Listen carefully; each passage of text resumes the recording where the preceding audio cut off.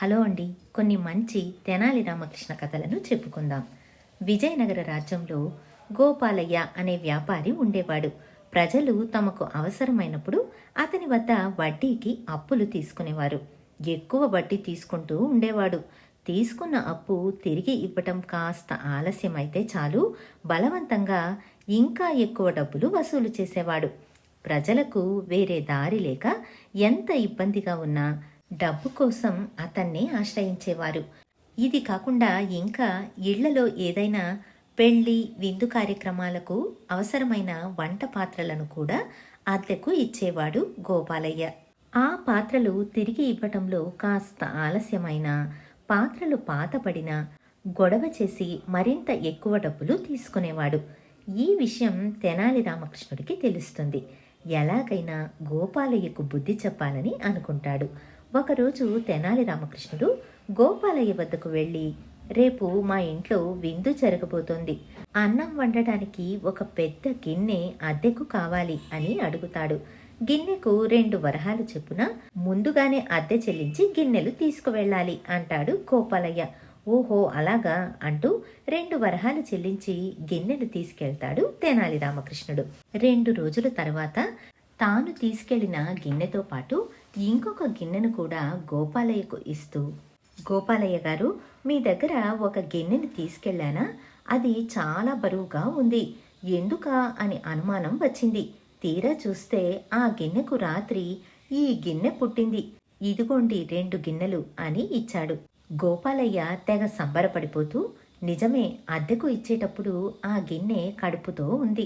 నువ్వు తల్లిని పిల్లని సరిగ్గా తెచ్చిస్తావా లేదా అన్న అనుమానం కలిగింది.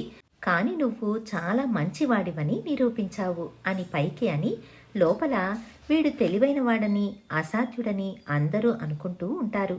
అయితే నాకు మాత్రం మంచి లాభం కలిగించాడు అని అనుకున్నాడు.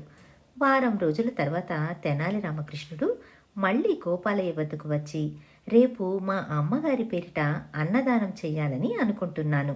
నాకు కొన్ని గిన్నెలు కావాలి.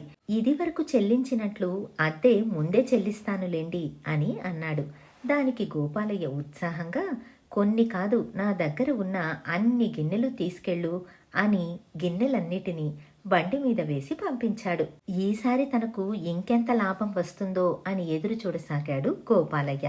అయితే 10 రోజులైనా తెనాలి రామకృష్ణుడు గిన్నెలు తీసుకుని రాలేదు. చివరికి గోపాలయ్యే తెనాలి రామకృష్ణుడి ఇంటికి వెళ్ళి గిన్నెల గురించి అడిగాడు. దానికి తెనాలి రామకృష్ణుడు, అయ్యా, ఏం చెప్పేది, నీ గిన్నెలన్నీ రాత్రికి రాత్రే పారిపోయాయి. మా ఇంట్లో కార్యం కూడా జరగలేదు. నీ మీద రాజుకు ఫిర్యాదు చేద్దామని అనుకున్నాను, కానీ పోనీలే అని ఊరుకున్నాను అని అన్నాడు. గిన్నెలు పారిపోవడం ఏంటి, అంతా మోసం అని అరుస్తూ గోపాలయ్య రాయల వద్దకు వెళ్లి రామకృష్ణుడిపైన ఫిర్యాదు చేశాడు. రాయలు తెనాలి రామకృష్ణుడిని పిలిపించాడు. జరిగిందంతా వివరించాడు తెనాలి రామకృష్ణుడు. విషయం అర్థం చేసుకున్న రాయలు చిరునవ్వు నవ్వి, నీ గిన్నెకు ఒక గిన్నె పుట్టడం నిజమైనప్పుడు ఆ గిన్నెలు పారిపోవడం ఎందుకు నిజం కాకూడదు అని ఫిర్యాదును కొట్టేశారు. గోపాలయ్య సిగ్గుతో తల వంచుకుని తనకు బుద్ధి చెప్పడానికే రామకృష్ణుడు ఇలా చేశాడని అర్థం చేసుకుని అప్పట్నుంచి ప్రజలకు మోసం చేయడం మాని నీతిగా జీవించాడు. మరొక సరదా కథను విందాం. కొన్ని రోజులుగా పూల తోటలో తనకు ఇష్టమైన రోజా పూలు మాయమవుతూ ఉండడం గమనిస్తాడు కృష్ణదేవరాయలు. తోటమాలిని పిలిచి రోజు పూలను దొంగలిస్తున్నది ఎవరు నిఘా వేసి చూడమంటాడు. కొన్ని రోజుల్లోనే తెనాలి రామకృష్ణుడి కొడుకు ప్రతిరోజు కొన్ని రోజా పూలు కోస్తున్నాడని గుర్తించి పూలు కోసుకుంటున్న అతడిని బంధించి తోట నుంచి రాజభవనానికి భటుల ద్వారా పంపిస్తారు. వాళ్ళు మధ్యలో రామకృష్ణుడి ఇల్లు దాటుకుని వెళుతూ ఉండగా రామకృష్ణుడి భార్య కిటికీలో నుంచి చూసి తమ కొడుకును భటులు తీసుకెళ్తున్నట్టు భర్తతో చెబుతుంది. దానికి రామకృష్ణుడు తన పదునైన పళ్లను, నాలుకను ఉపయోగిస్తే ఈ ప్రమాదం నుంచి బయటపడవచ్చు అని గట్టిగా చెబుతాడు. ఇది విన్న రామకృష్ణుడి కొడుకు తన చేతిలో ఉన్న రోజా పూలను రాజభవనం వెళ్లేలోగా నమిలి మింగేస్తాడు. రాజాస్థానానికి చేరుకున్న భటులు రామకృష్ణుడి కొడుకుని పూల తోటలో పూలు కోస్తూ ఉండగా పట్టుకున్నామని చెబుతారు. దానికి రామకృష్ణుడి కొడుకు, ఆ మాటే నిజమైతే నేను కోసిన పూలు ఎక్కడా, వాళ్ళు మీ దగ్గర మంచి పేరు తెచ్చుకోవడానికి అమాయకుడైన నన్ను పట్టుకున్నారు అని అంటాడు. రామకృష్ణుడి కొడుకు తప్పు చేయలేదని అతన్ని వదిలేయమంటాడు రాయలు. మరొక సరదా కథను విందాం. తెనాలి రామకృష్ణుడి పక్కింట్లో ఉండే గోపాల్కు తాను రామకృష్ణుడి కంటే తెలివైన వాడినని నిరూపించుకోవాలని ఎప్పుడూ ఆరాటపడుతూ ఉండేవాడు. ఒకసారి తన ఇంట్లో ఉన్న మామిడి చెట్టులో ఒక మామిడి పండు కాసింది. దానిని కోసి ఒక గుడ్డలో చుట్టి తెనాలి రామకృష్ణుడి కోసం వేచి చూస్తూ ఉన్నాడు. రామకృష్ణుడు అటువైపుకు రాగానే అతన్ని పిలిచి, రామకృష్ణ, నిన్నొక ప్రశ్న అడగనా? ఈ గుడ్డలో చుట్టి ఉన్న పండు ఏదో చెప్పగలవా? నువ్వు సరిగ్గా ఊహిస్తే నీకు ఇష్టమైనది నీ 2 చేతులతో మోయగలిగిన ఏదైనా ఒక వస్తువును మా ఇంటి నుంచి తీసుకెళ్లవచ్చు. ఒకవేళ నువ్వు ఓడిపోతే నేను మీ ఇంటికి వచ్చి ఒక వస్తువును తీసుకువెళ్తాను అని అంటాడు.